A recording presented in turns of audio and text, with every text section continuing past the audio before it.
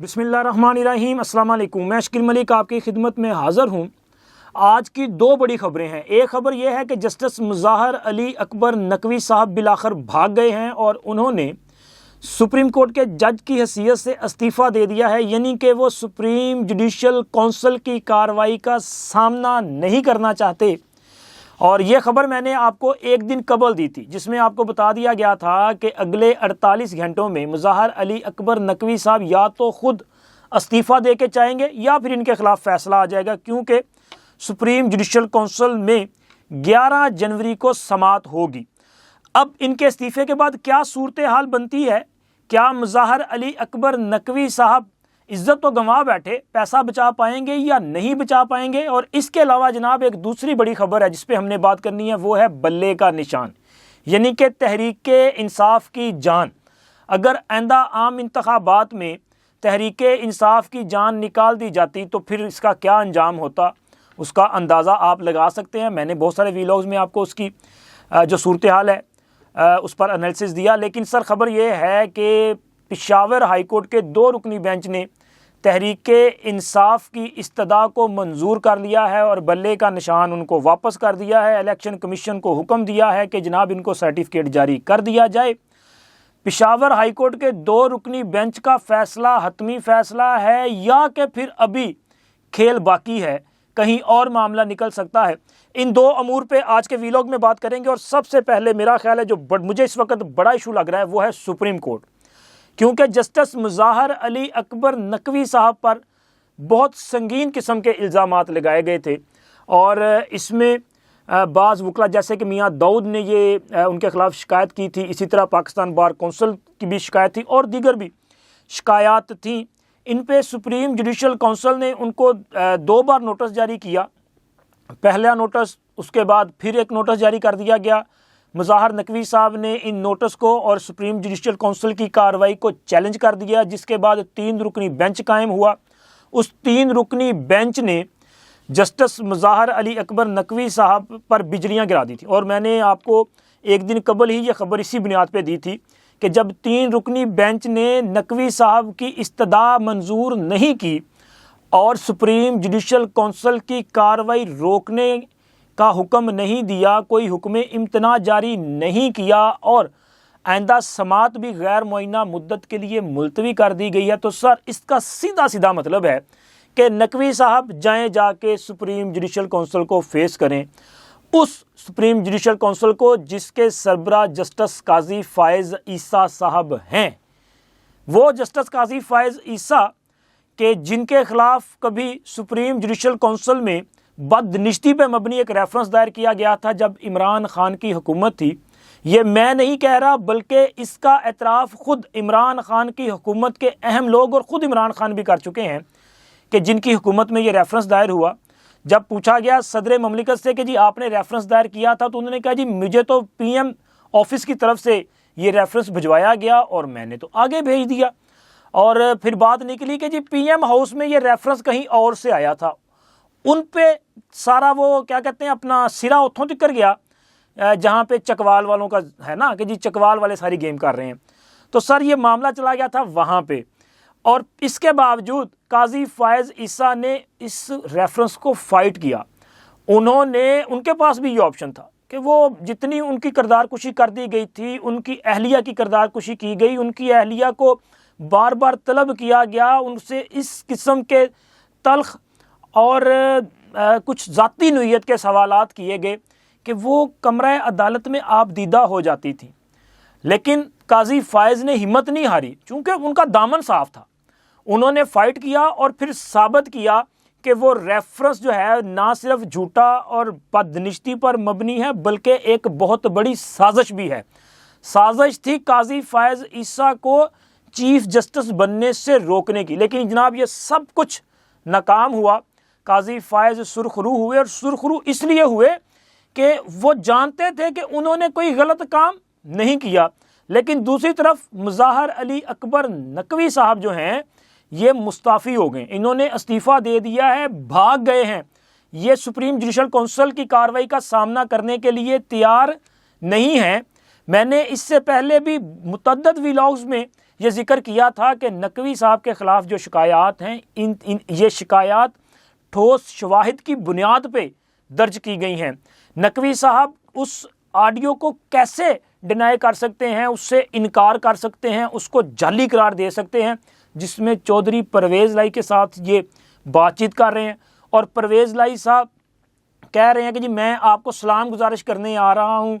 और फिर उसके अलावा और कई किस्म के मामलात हैं ना कि चौधरी साहब की मुख्तलिफ वकला के साथ जो बातें थी कि जी साडा केस जड़ा है ना जब बस तुसी नकवी साहब को लवाना है, जे नकवी साहब को लग गया तो फिर सत्ते ही खैरा ने। तो ये सारी चीज़ें जो है ना, ये मेरा ख्याल है कि मुज़ाहर अली अकबर नकवी साहब के ख़िलाफ़ नाकाबिले तरदीद शवाहद थे और इसी वजह से उन्होंने सुप्रीम जुडिशल कौंसिल की जो कार्रवाई है उससे एक दिन कबल इस्तीफ़ा दे दिया है, ओहदा छोड़ दिया है। अपना इस्तीफ़ा उन्होंने सदर ममलिकत को भिजवा दिया है, कापी रजिस्ट्रार सुप्रीम कोर्ट को भी भेज दी है। और अब सवाल ये पैदा होता है कि मुज़ाहर अली अकबर नकवी साहब के इस्तीफ़े के साथ क्या ये कहानी ख़त्म हो गई या कि अभी खेल बाकी है। तो सर रवायत तो ये है सुप्रीम कोर्ट की कि अगर किसी जज के ख़िलाफ़ सुप्रीम जुडिशल कौंसिल में मिसकंडक्ट के हवाले से या किसी भी शिकायत की बुनियाद पर कार्रवाई चल रही हो या कार्रवाई का आगाज़ होना हो या शिकायत दर्ज करवा दी गई हो या शो का नोटिस किया गया हो, तो जज साहब अगर मुस्ताफ़ी हो जाएं, अपने ओहदा छोड़ दें, तो सुप्रीम जुडिशल कौंसिल उस पर मज़ीद जो है वो प्रोसीडिंग नहीं करती, वो कार्रवाई को जो है वो निपटा दिया जाता है, गैर मौसर हो जाती है ना। तो इससे होता ये है कि जज साहब के ख़िलाफ़ जब फैसला नहीं आता तो फिर जज साहब की रिटायरमेंट उनको मिल जाती है, यानी कि पैसे वैसे मिल जाएंगे, पेंशन मिल जाएगी, मराद जो मिलती हैं जज एक रिटायर्ड जज को उसके वो हकदार ठहरते हैं, वो उनको मिल जाएगी। अब मुज़ाहर अली अकबर नकवी साहब ने जो इनको शो का नोटिस हुआ था उसमें इन्होंने एक तफसीली जवाब भी जमा करवाया है। हालांकि इस जवाब से पहले रात गए एक बड़ी कार्रवाई भी डाली गई थी। जस्टिस इजाजुल एहसन साहब जो कि सुप्रीम कोर्ट के सीनियर जज हैं और सुप्रीम जुडिशल कौंसिल के रुकन भी हैं, उन्होंने भी एक ख़त लिखा था। अपने इस ख़त में जस्टिस इजाजुल एहसन साहब ने यह कहा था कि ये जो कार्रवाई चल रही है मुज़ाहर अली अकबर नकवी साहब के ख़िलाफ़, ये गैर ज़रूरी जल्दबाजी का शिकार है। और इसमें यह कहा गया है कि जी कौंसिल को अपने आइनी इख्तियारात नहायत एहतियात के साथ इस्तेमाल करने चाहिए। और उन्होंने कहा कि बतौर कौंसिल मेंबर वो जो है शदीद इख्तलाफ रखते हैं इस कार्रवाई से, क्योंकि इसमें गौर व फिक्र नहीं किया जा रहा है। इसी तरह उन्होंने कहा कि जी नकवी साहब के बेटों के हवाले से जो शिकायत है ना कि उनकी जायदादें बड़ी हैं, उनके असासे बड़े हैं, तो कहते हैं बच्चे जो हैं वो ख़ुद कफ़ील हैं, तो लिहाजा नकवी साहब जो हैं वो पाबंद नहीं है कि अपने बच्चों के जो असासे हैं उनके जवाब दें। तो सर इस ख़त के बाद नकवी साहब ने जो तफसीली जवाब जमा करवाया ना मुस्ताफ़ी होने से पहले सुप्रीम जुडिशल कौंसिल में, तो उसमें भी उन्होंने बड़ी तफसील के साथ उनका ये कहना है कि ये जो पूरी कार्रवाई चल रही है सुप्रीम जुडिशल कौंसिल की, उसमें उन्होंने कहा कि ये मुख्तलिफ़ जो अहकामात हैं, जो रूल्स हैं, उनकी वायलेशन इसमें की जा रही है। और इसी तरह उन्होंने कहा जी पाकिस्तान बार कौंसिल भी चूँकि एक शिकायत कुनंदा है उनके ख़िलाफ़, तो लिहाजा अटारनी जनरल जो हैं वो एक प्रोसिक्यूटर के तौर पर भी उनको तैनात किया गया है सुप्रीम जुडिशल कौंसिल की तरफ से इस केस में, तो इस पर भी उनको एतराज़ है। इसी तरह उनका ये भी कहना था कि उन पर जो इल्ज़ामात लगाए जाते हैं कि उनकी जायदादें ज़्यादा हैं, तो उन्होंने कहा जी वो सब की सब जो है इनके गोशवारे जो है उन्होंने अपने एहसासों में जो ज़ाहिर किया है गोशवारों में, तो ये किसी किस्म की भी गैर कानूनी कार्रवाई या इक़दाम उन्होंने नहीं किया। और पाकिस्तान बार कौंसिल की जो शिकायत है उसमें उन्होंने कहा जी वो साबिक़ हुकूमत PDM की जो हुकूमत थी उसकी इमा पर ये शिकायत दर्ज करवाई गई थी, क्योंकि जब ये पाकिस्तान बार कौंसिल ने शिकायत दर्ज करवाई तो उससे एक दिन कबल उन्होंने वज़ीर-ए-आज़म शहबाज शरीफ से मुलाकात की थी। और बच्चों के हवाले से वही बात जो इजाजुल एहसन साहब ने कही, उन्होंने कहा जी मेरे बच्चे खुद कफ़ील हैं, तो मैं अपने बच्चों के जो असासे हैं उन पर जवाब देने का पाबंद नहीं हूँ। और ये असूल जो है वो जस्टिस फ़ाइज़ ईसा के केस में पहले से तयशुदा हो चुका है। और लाहौर का घर हो या लाहौर कैंट का घर हो, गुजरांवाला की जायदादें हों, इस्लामाबाद की जायदादें हों, ये सारी की सारी जो है वो कानूनी जायदादें हैं और इन पर जो भी इल्ज़ाम लग रहे हैं वो सारे के सारे गलत इल्ज़ाम हैं। अच्छा, ये तो आ गया जी उनका जवाब। अब मामला है सुप्रीम जुडिशल कौंसिल में और जस्टिस काजी फ़ाइज़ ईसा ने फ़ैसला करना है कि आया मुस्ताफ़ी होने के बाद ये मामला डिस्पोज ऑफ हो जाएगा या कि फिर आगे बढ़ेगा। अगर तो सुप्रीम जुडिशल काउंसिल ने ये फैसला किया कि जी कार्रवाई आगे बढ़ेगी, तो फिर मुझे लग रहा है कि मुज़ाहिर अली अकबर नकवी साहब की इज़्ज़त तो गई ना, यानी कि मुस्ताफ़ी होने के बाद ये तो वो तस्लीम कर चुके कि हाँ मुझ पे जो इल्ज़ाम लगाए गए हैं मैं उनसे बच नहीं सकता, मेरे पास कोई अल्फाजी बयानबाजी के अलावा कोई ऐसा सबूत मौजूद नहीं है कि मैं साबित कर सकूं कि जी मेरे ये असासे जो हैं वो कानूनी है, ये मेरी ऑडियो जाली है। ठीक है, लेकिन इसका फिर मतलब है कि इज्जत तो चलेगी, अब पैसा भी चला जाएगा, क्योंकि आपको मराहत नहीं मिल सकेंगी। अगर सुप्रीम जुडिशल काउंसिल ने इस पर फैसला सादर फरमा दिया, उन्होंने कहा जी हम कार्रवाई को आगे लेके चलेंगे, तो मुझे लग रहा है कि शायद जो है वो सुप्रीम कोर्ट अपनी रवायत को बरकरार रखे और मामले को निपटा दे। लेकिन नोटिस 4-1 से जारी हुआ था, और 4-1 से नोटिस का मतलब है कि 4 जजों ने तो अपना फिर माइंड दे दिया, जहन दे दिया है।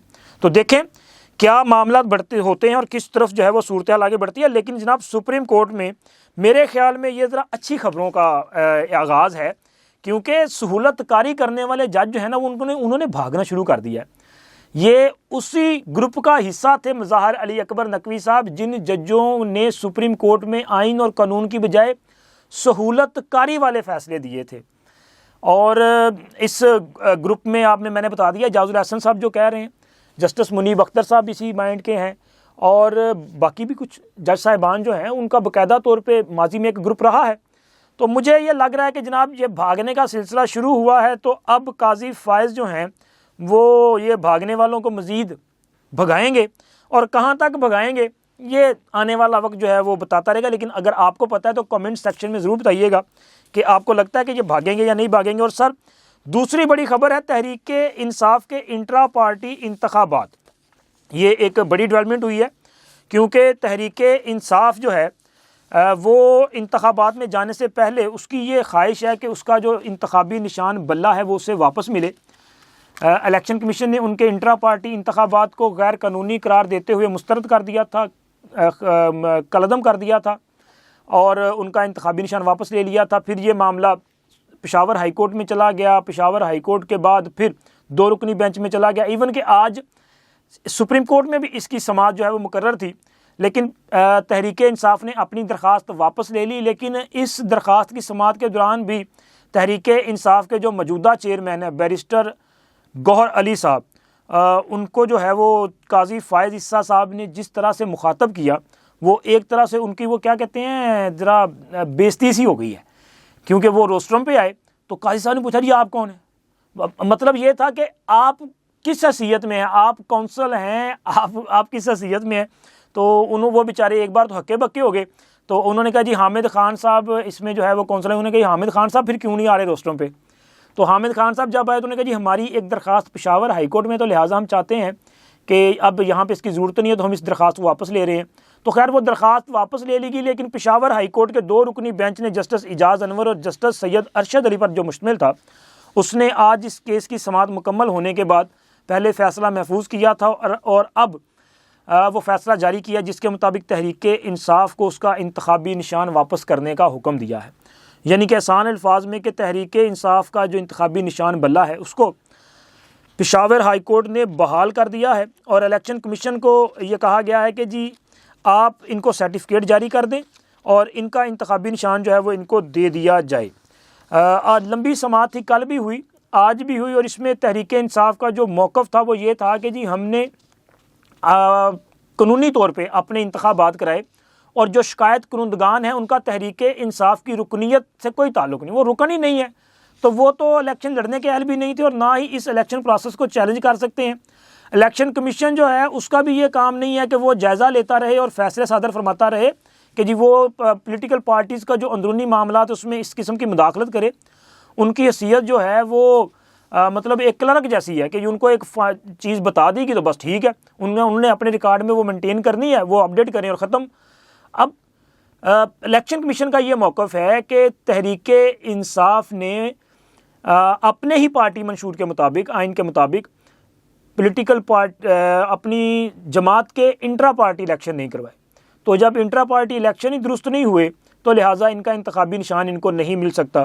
तो खैर जी अब पेशावर हाई कोर्ट के फ़ैसले के बाद किसी हद तक ये वाज़े हो चुका है कि तहरीक-ए-इंसाफ को जो है वो इंतखाबात में बल्ले का निशान मिलेगा। लेकिन जहाँ पे दो बड़े सवाल पैदा होते हैं। एक सवाल तो ये है कि क्या पेशावर हाई कोर्ट के फ़ैसले के बाद मामला ख़त्म हो चुका और अब किसी और अदालत में शायद ये मामला नहीं जाएगा? तो सर मेरे ख्याल में अभी भी सुप्रीम कोर्ट का प्लेटफॉर्म मौजूद है।